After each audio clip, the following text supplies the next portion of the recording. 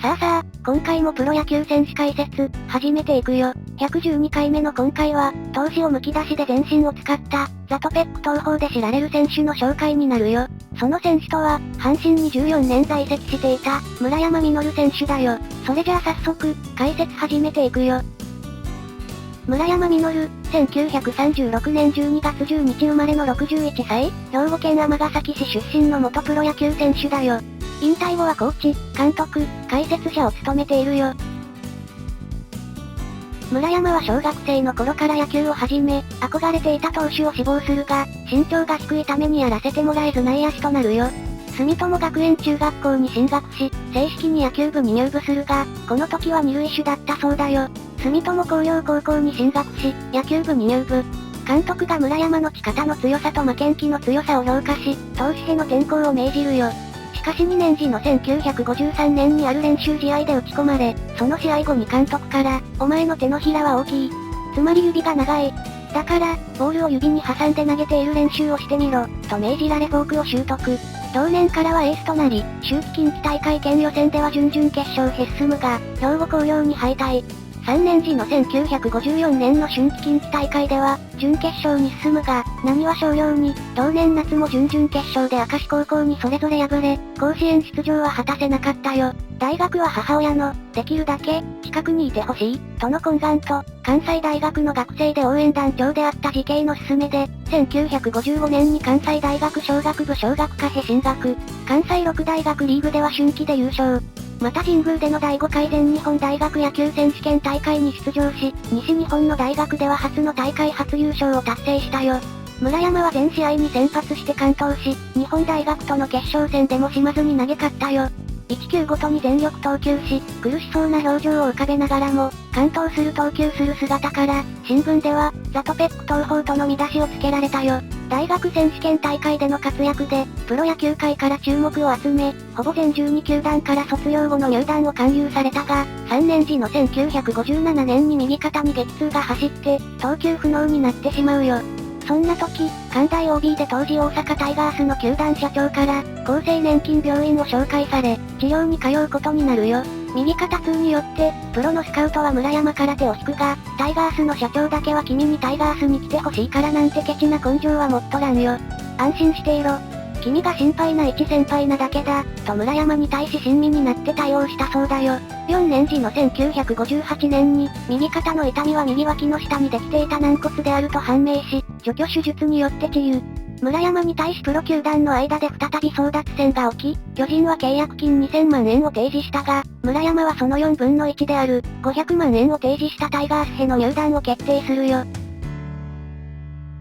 1年目の1959年は3月2日の巨人戦で、プロ初登板、初先発を果たすが、この日は初代ミスタータイガース藤村の引退試合当日で、当初は前日に村山のプロ初登板が予定されていたが、雨天中止となり、翌日の引退試合と重なったものだよ。この日は月曜日であったが、3万人の観衆を集め、村山は2回を投げて打者7人に対して、被安打1で無失点に抑えたよ。開幕後は4月14日の国鉄戦で公式戦初登板、初先発を果たし、先頭の町田の頭部にいきなり死球を与えるが、金田と投げ合って6回まで無安打に抑え、2安打完封勝利を飾ったよ。シーズンは最終的に18勝10敗、防御率 1.19 の活躍で、最優秀防御率のタイトルを獲得。新人ながら沢村賞も受賞したよ。新人王は、同年に新人新記録となる31本塁打を放ち、本塁打王のタイトルを獲得した桑田に譲ったよ。また、同年6月25日の天覧試合では、先発した小山を救援したが、長島にサヨナラ本塁打を浴びるよ。しかし、この判定は微妙であったため、村山は障害、あれはファールだった、と述べているそうだよ。2年目の1960年は、開幕直後の4月に急性胃腸炎で倒れるなど、調子が上向かず、8勝15敗と低迷。同年5月21日の巨人戦では、9回を無安打14奪三振に抑えて完投しながら、三宅と自身の失策によって2失点を喫し、珍しいノーヒットアリランで敗れたよ。1961年には復調し、村山自身、フォークボールも思うところに投げられるようになるなど、精度が向上して、24勝13敗、防御率 2.26 を記録。1962年に、前年途中から指揮を執っていた藤本が正式に監督に就任すると、村山、小山の両者に、一定の間隔を空けて登板させるローテーションを組むよ。終盤の優勝争いは太陽との一騎打ちとなり、村山自身も疲労から打たれることもあったが、25勝14敗、防御率 1.20 を記録し、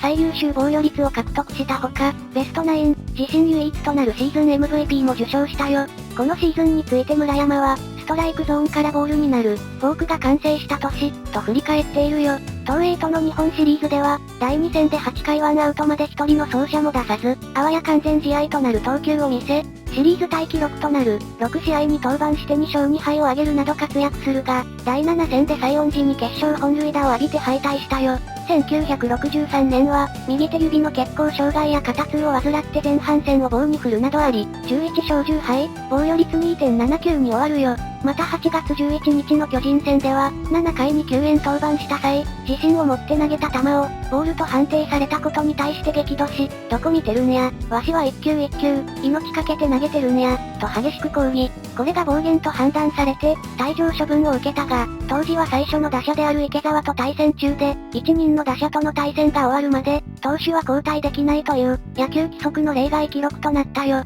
1964年には、小山が東京オリオンズへトレードで移籍したために、村山への負担が増えると思われたが、バッキーが29勝を挙げる活躍を見せ、小山の穴を完全に埋め、負担が減った村山も22勝を挙げ、2度目のリーグ優勝に貢献。1965年の春季キャンプで、フリー打撃に登板した際に、手首に打球が直撃して骨折し、5月まで登板できない状態が続いたよ。同17日の巨人戦で復帰すると、同年からオーバースロー、スリークォーター、サイドスローの二段投法を駆使して打者を翻弄し、25勝13敗、防御率 1.96 で最多勝と最多奪三振を記録したほか、ベストナインと沢村賞も受賞したよ。1966年にも24勝9敗、防御率 1.55 を上げて2年連続の沢村賞、ベストナイン、最多勝を獲得するが、3度目の沢村賞受賞は史上3人目の快挙だったよ。1967年頃より、長年の疲労の蓄積や、過酷なトレーニングなどから、右手指の血行障害に悩まされ、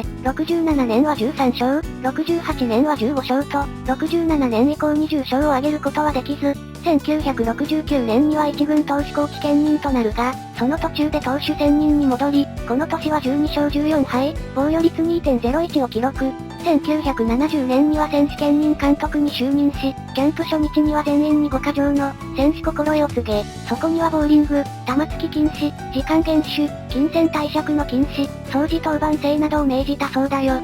6月には江夏が、竹中組組長から腕時計をもらったと報じられ、問題となり、村山は連盟の厳罰を避けようと先手を打ち、江夏を13日間謹慎にさせたよ。江夏の復帰後初先発となった、7月4日の中日戦では、試合開始時に村山は登板する江夏に付き添い、マウンド上で頭を下げたよ。村山自身は同年7月7日に通算200勝を達成し、投手としては14勝3敗、防御率 0.98 を上げ、最優秀防御率と最高勝率を獲得。監督としては、首位の巨人と2ゲーム差の2位に入り、川上監督をしてあっぱれと言わしめたよ。この年に記録した防御率 0.98 は、規定投球回数以上での戦後、唯一の防御率0点台だよ。監督2年目の1971年の開幕前、村山は持病の血行障害の定期検査で結核が判明。シーズンでは5位となり、村山の登板は19試合と減って、批判の的となったよ。1972年は開幕から2勝6敗で迎えた、4月21日の広島戦の試合前、村山は戸沢、金田、西山コーチを集め、投手に専念したい、と伝えたそうだよ。指揮は金田が代行することになるが、5月11日の5割復帰で金田は戸沢に、指揮権を戻したい、と申し出たがチーム好調を理由に現状継続となり、以後も幾度か指揮権返還が検討されるも戸沢は却下し、金田は、監督代行と呼ばれるようになったよ。この年4勝に止まっていた村山は、マジック1の巨人を迎えた10月7日の甲子園にて、最後の花道として自ら先発するが、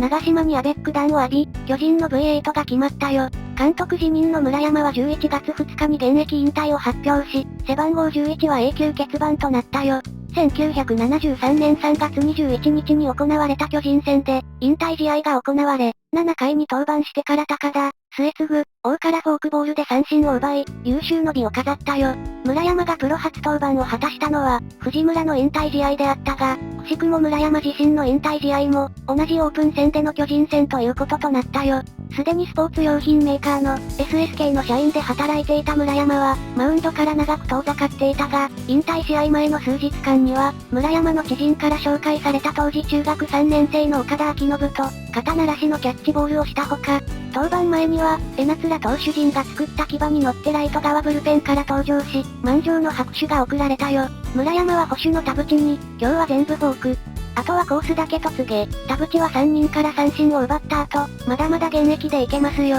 今の球は最高でした、と声をかけたそうだよ。通算222勝は、大学卒の投手としては若林の237勝に次ぐ歴代2位で、阪神の投手勝利数の記録でも歴代2位、通算防御率 2.09 はセリーグ記録で、沢村賞3回受賞は、歴代最多タイ記録でもあるよ。